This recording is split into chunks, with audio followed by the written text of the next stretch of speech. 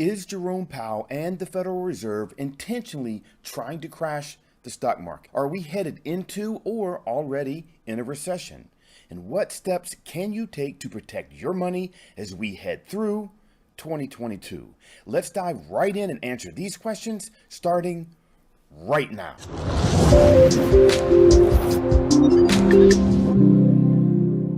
Hello and welcome to Ask the Lender. This is your place for housing and stock market updates, safe money and mortgage advice, plus little known secrets to building wealth and paying less money in taxes.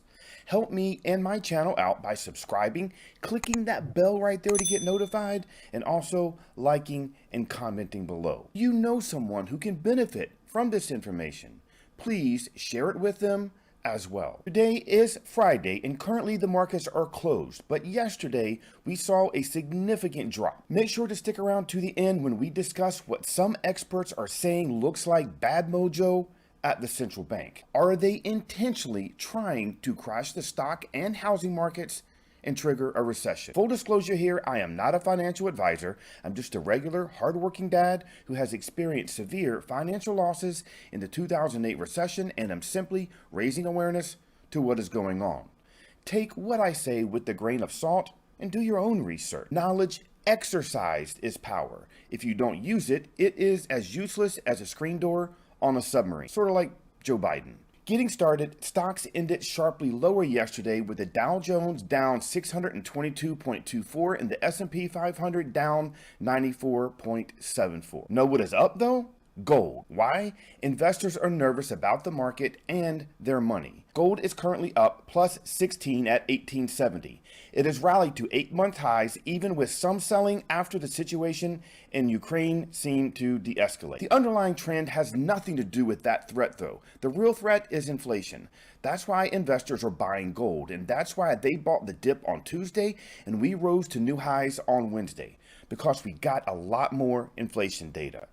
First, the Fed pretended there wasn't any inflation. Then the Fed pretended inflation was transitory, and they pumped that message over every cable news channel. Now, the central bankers are pretending they're going to fight it, all while Joe Biden sits in his basement in Delaware hyping a Russia invasion of Ukraine.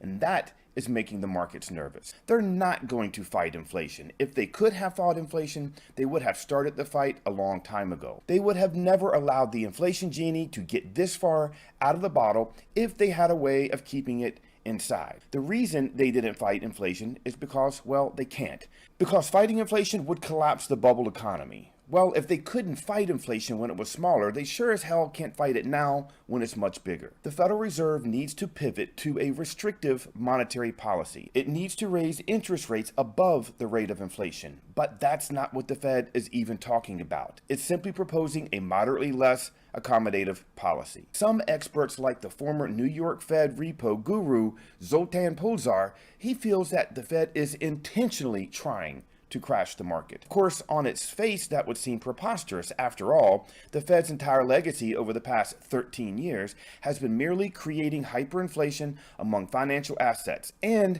creating the largest wealth and social divide the U.S. has ever seen, while doing everything it could to keep real-world economic inflation subdued to avoid the risk of an inflationary melt-up, sort of like the one we have right now. Crashing the market in a hyper-financialized world such as this one, where the value of financial assets is now more than 6 times U.S. GDP, would immediately lead to a major recession, if not an outright depression. Kind of feeling nervous and anxious right now? Well, you should be. However, you have other options. One option allows you to participate in stock market gains while eliminating the risk of losing money when the market drops. More on that in just a bit, so make sure to stick around. Without a sharp slowdown in the economy, one catalyzed by sharply tighter financial conditions and multiple rate hikes, the runaway inflation crisis that has crushed Biden's approval rating will only get worse until we finally reach a breaking point where the Fed will lose all control over inflation,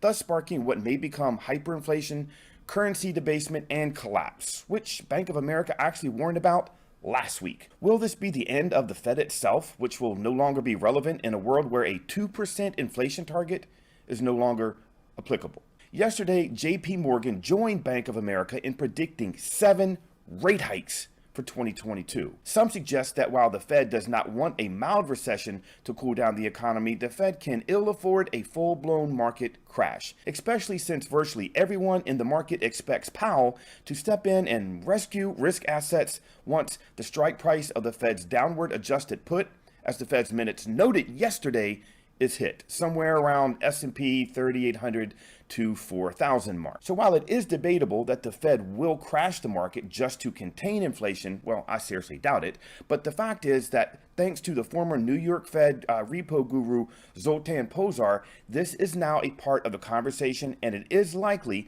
that as Zoltan's view gains traction, Biden will confront the Fed chair with just this choice: shock the markets, crash stocks, hammer inflation before the midterms and certainly before the 2024 election, as the alternative is a historic route for the Biden administration and Democrats. It will then be up to Powell at that point to decide if he will risk not just the Fed's legacy and the Western way of life, or scramble to the president who is now clutching at straws to preserve even a shred of his legacy, even if it means destroying tens of trillions of fake wealth in the process. So for the interest of what may soon be the biggest financial crisis in history, here are a couple of options you may want to explore.